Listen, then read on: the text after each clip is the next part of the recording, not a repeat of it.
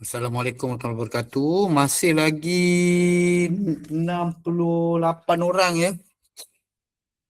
68 orang. Lebih kurang ada berapa sekolah lagi tu tak masuk. Ya.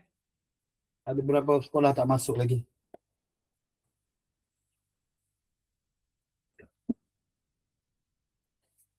Tak apa, saya tunggu dulu sehingga pukul 10. Untuk makluman cikgu ya, surat sebenarnya saya telah emailkan pada hari Selasa ya. Pada pertama kali saya hantar surat, ada berlaku kesilapan. Ya, ada berlaku kesilapan dan saya telah hantar surat yang baru ralat dalam email. Saya tak pasti kerani ambil maklum ke tidak, dan di selain itu juga saya telah sharekan surat dalam grup Telegram PKP, PK1 daerah Kelang. Maknanya PK1 semua tahu.